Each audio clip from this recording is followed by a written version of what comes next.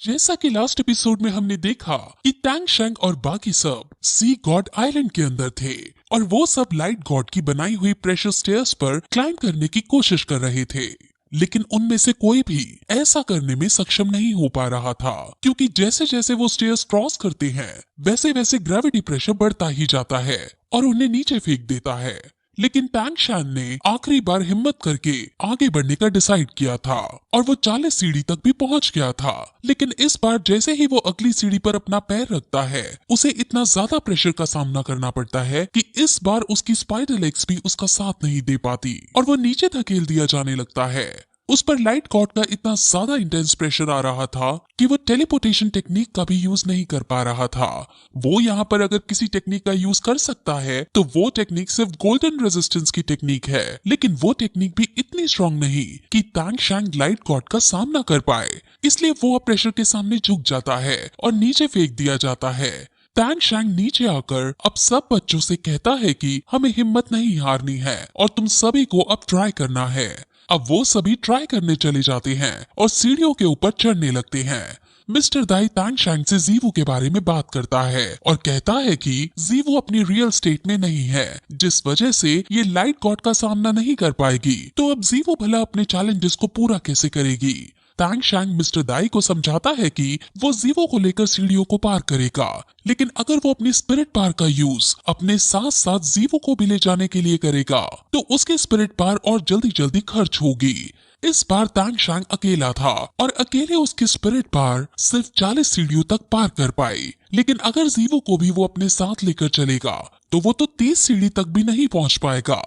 ये मिस्टर दाई का डाउट था और अब टैंग शैंग उसके डाउट को दूर करने के लिए समझाता है कि जैसे जैसे हमारी स्पिरिट पावर पर प्रेशर पड़ना स्टार्ट होता है वैसे वैसे हमारी स्पिरिट पावर इंप्रूव होने लगती है। असल में गॉड लाइट का ये रेजिस्टेंस हमारी स्पिरिट पावर के लिए एक कैटलिस्ट की तरह काम करेगा और हमारी स्पिरिट पावर और ज्यादा बढ़ेगी। इसलिए कुछ टाइम के स्ट्रगल के बाद हम सारी चुनौतियों को पार करते हुए ऊपर चढ़ जाएंगे और एट द एंड चैलेंज पूरा होने के साथ साथ हमारी स्पिरिट पावर भी बढ़ जाएगी। वहीं हम अब जियांग को देखते हैं जो पिछले एपिसोड में पानी के अंदर कूद गई थी और अब वो पानी के अंदर तैरने लगती है। वो समुद्र की गहराइयों में जा रही थी और वो आसपास समुद्र के अलग अलग जीवों और पौधों को देखती है। उसके लिए ये सब बहुत नया था क्योंकि वो पहली बार समुद्र में घूम रही थी, लेकिन अब उसे जल्दी से अपने चैलेंज के अकॉर्डिंग ड्रीम ओशन बीस्ट को ढूंढना होगा क्योंकि वो पानी के अंदर सिर्फ 30 मिनट तक ही सांस ले सकती है, जिस वजह से अब वो फोकस के साथ समुद्र की गहराइयों में जाने लगती है। वो नीचे जा ही रही थी कि तभी उसे एक हजारों साल पुराना डेमन बीस्ट मिलता है जो बहुत ज्यादा खतरनाक था। इससे पहले कि वो बीस्ट जियांग को देखता और उस पर हमला करता, जियांग टैंग शैंग के दिए हुए हिडन वेपन से उसको मारने का डिसाइड करती है, लेकिन ऐसा करते वक्त वो बीस्ट जियांग को देख लेता है और जियांग पर अटैक करने लगता है।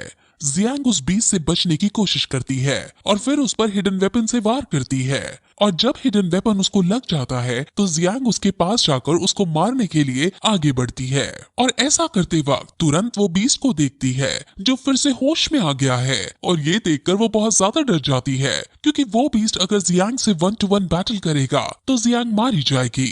वहीं दूसरी तरफ अब हम बच्चों को देखते हैं जो काफी स्ट्रगल कर रहे थे क्योंकि सभी अपनी अपनी चैलेंज को पूरा करना चाहते थे, लेकिन हिम्मत और साहस के अलावा भी उनको एक चीज चाहिए थी और वो चीज थी स्ट्रेंथ। जीनियस होने के बावजूद भी वो लोग इस चैलेंज को पूरा करने में असमर्थ प्रतीत हो रहे थे और सबकी सांसें फूलती जा रही थी। मोटो जिसके अंदर सबसे ज्यादा स्टेमिना और स्ट्रेंथ है वो भी अब हाफने लगता है। वो भी 30 स्टेप से आगे नहीं बढ़ पा रहा था। वही निंग रोंग रोंग भी अब थक जाती है और वो अब और आगे नहीं बढ़ पाती। ऑस्कर उसे संभालता है। असल में सपोर्टिंग ब्रांच के लोगों के पास स्टेमिना कम होता है और इस चैलेंज को पूरा करने के लिए अगर किसी को सबसे ज्यादा दिक्कत आने वाली है तो वो है हमारी निंग रोंग रोंग, क्योंकि स्टेमिना कम होने के बावजूद भी उसे इन सभी से ज्यादा सीढ़ियां चढ़नी है। सभी को 108 सीढ़ी चढ़नी है, लेकिन निंग रोंग रोंग को 136 सीढ़ी चढ़नी है। वही टैंग शैंग जो मेडिटेट कर रहा था वो अब अपने को फ्रेश हुआ पाता है और वो समझ जाता है कि जो प्रेशर उसने अभी झेला है उसकी स्पिरिट पावर इंक्रीज हो गई है और वो उतना फ्रेश महसूस कर रहा है जितना वो उस वाटरफॉल में कर रहा था जहां उसने हैमर की प्रैक्टिस की थी। अब वो जीवो की सोल को जगाने का डिसाइड करता है, क्योंकि अगर वो इस हालत में लाइट ऑफ गॉड को पार करेगी तो उसकी हालत और खराब हो जाएगी। इसलिए वो मेडिटेट करते हुए अपने भीतर जाता है और जीवो की सोल से बात करता है, और फिर तुरंत जीवो की सोल जीवो की बॉडी में आ जाती है। तांग शैंग समझ जाता है कि जीवो वो सब एक्सपीरियंस कर रही थी जो हम कर रहे थे, इसलिए उसे पता है कि यहाँ क्या हो रहा है। तांग शैंग जीवू से बातें करने की कोशिश करता है, लेकिन जीवू खड़े होकर अब सीधे सीढ़ियों पर चढ़ने लगती है और वो बहुत तेजी से सीढ़ियां चढ़ रही थी। तांग शैंग जीवू की स्पीड और प्रेशर को सहने की ताकत को देखकर शॉक हो जाता है। उसकी स्पीड तांग शैंग से भी तेज थी और अब तांग शैंग सोच में पड़ जाता है कि क्या जीवू तांग शैंग से भी ज्यादा शक्तिशाली है।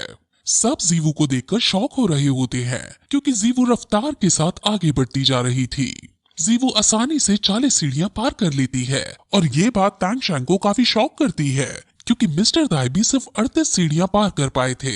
इससे ये बात साबित हो जाती है कि जीवू मिस्टर दाई से कहीं ज्यादा ताकतवर है। तांग शैंग भी उसके पीछे पीछे आगे बढ़ता जा रहा था और अब तांग शैंग को 38 सीढ़ी के बाद अपनी स्पाइडर लेग्स का सहारा लेना पड़ता है, लेकिन जीवू अब भी बिना किसी स्किल का यूज किए आगे बढ़ रही है। अब जीवू जैसे जैसे आगे बढ़ती है उस पर भी प्रेशर का असर होने लगता है और वो भी स्ट्रगल करने लगती है। तांग शैंग समझ जाता है कि जीवू के अंदर इतनी स्ट्रेंथ लव स्टिक हर्ब की वजह से है और जीवू ने उस हर्ब को एब्जॉर्ब कर लिया है, जिस वजह से उसकी स्पीड और एंड्योरेंस इस हद तक बढ़ गया है। अब जीवू स्ट्रगल करते हुए जैसे ही आगे बढ़ती है वैसे ही वो पीछे धकेल दी जाती है, लेकिन तांग शैंग उसके पीछे ही खड़ा था और वो उसे बचा लेता है। जीवो अब और ज्यादा आगे नहीं बढ़ सकती है, क्योंकि उसके स्पिरिट बार अपनी लिमिट तक पहुंच गई है। तांग शैंग जीवो से तांग शैंग के अंदर फिर से आने को कहता है, लेकिन अब जीवो को गुस्सा आ जाता है, क्योंकि जब भी जीवो पर कोई संकट आता है तो तांग शैंग जीवो की सोल को बचाने के लिए खुद की बॉडी को कष्ट पहुंचाता है। लेकिन अब इस बार जीवो तांग शैंग से प्रॉमिस करवाती है और कहती है कि तुम अब इस बार मुझे भी लड़ने का मौका दोगे। अब उन दोनों में काफी बातें होने लगती हैं और ये सीन एक रोमांटिक एंगल ले लेता है। जब मोटू ये देखता है कि तांग शैंग जीवू के लिए हार नहीं मान रहा है तो थका हुआ मोटू भी अब जियांग के लिए इस चैलेंज को पूरा करने का डिसाइड करता है और मोटिवेट होकर आगे बढ़ने लगता है। वहीं पानी के अंदर हम जियांग को देखते हैं, जिसके ऊपर बीस्ट अब फिर से हमला कर देता है और अब उन दोनों में बैटल होने लगती है, जिसमें बीस्ट काफी ज्यादा भारी पड़ रहा था और जियांग हारने ही वाली थी कि तभी वहां पर मोटू आ जाता है और उसे बचाने लगता है। लेकिन पानी के अंदर मोटू की आग कम नहीं कर सकती थी, इसलिए मोटू हार जाता है और बीस्ट उसके पेट में घाव करके चला जाता है। मोटू अब मर रहा होता है और जियांग ये देखकर काफी ज्यादा उदास हो जाती है और वो मोटू को मरता हुआ देख काफी रोने लगती है और फिर यही ये एपिसोड खत्म हुआ।